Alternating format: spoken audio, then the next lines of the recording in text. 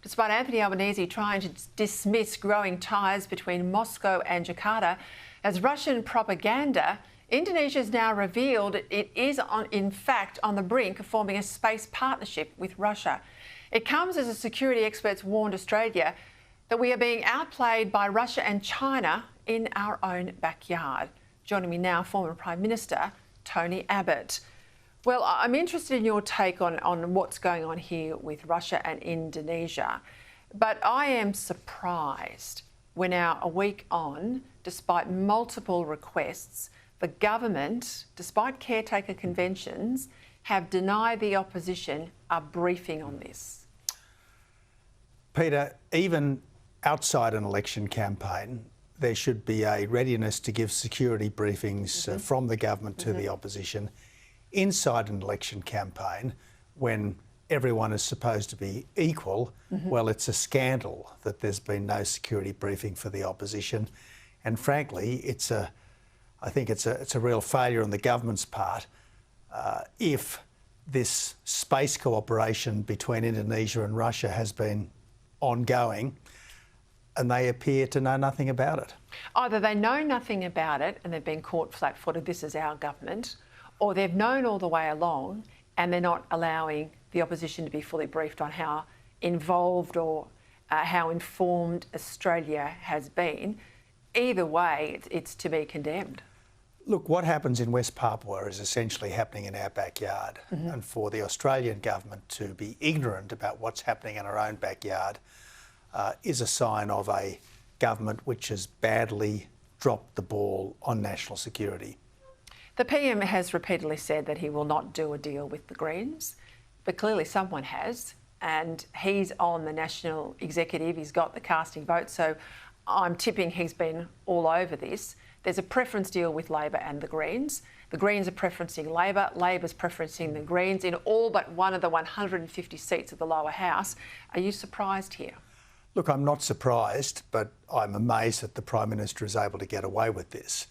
Nothing happens in an election campaign. Nothing significant happens in an election campaign without the approval of the party leader. It's as simple as that. So, plainly, the Prime Minister is in favour of giving the anti-Israel extreme left Greens second preferences, which essentially means that Labor and the Greens are operating in an alliance.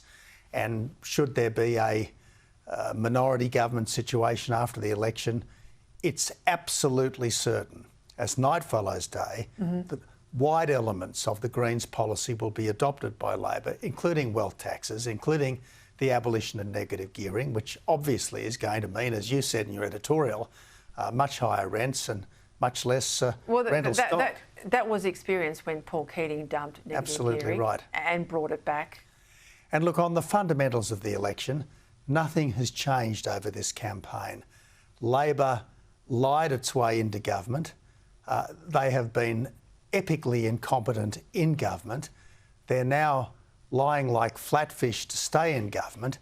And frankly, a government which has such a thin relationship with the truth as this one has no right to re-election.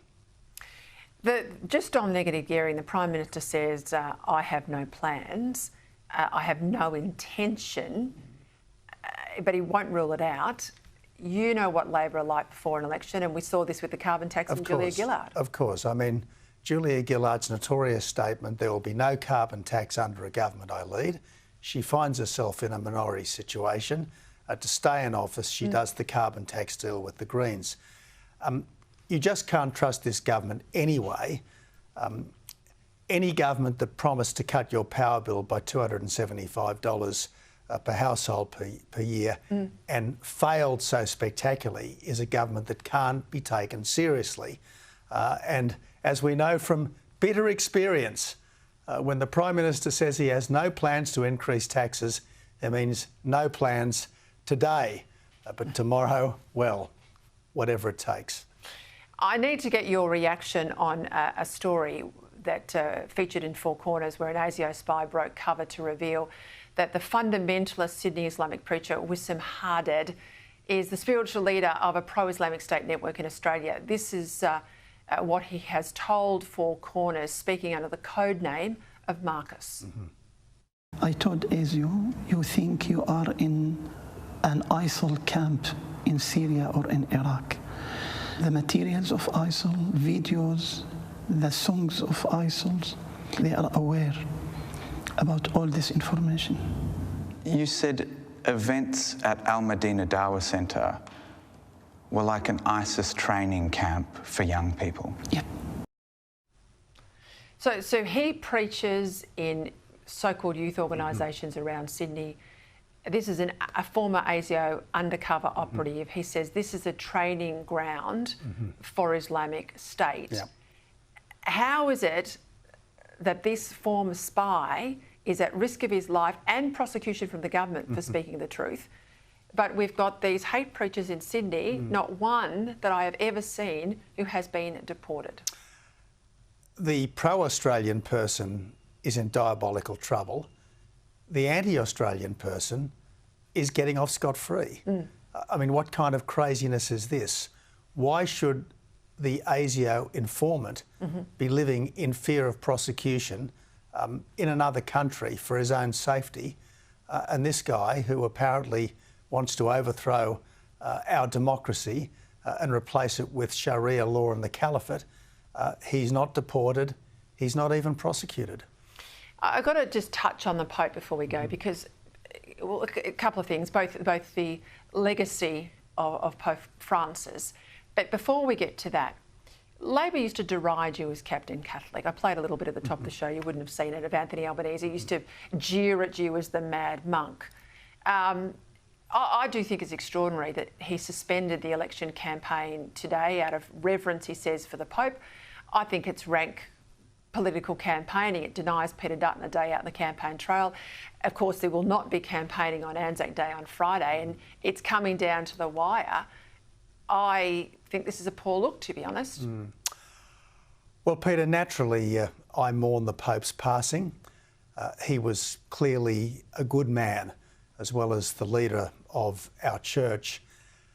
As for the Prime Minister, well, look, he's been at church twice in the last 24 hours, and I'm always delighted to see more people back in church. So we call him Captain Catholic now, do we? And at a papal miracle. And a papal miracle. You're very gracious, Tony. I'm going to leave it there. There you go. It's a papal miracle that Anthony Albanese has reinvigorated his faith.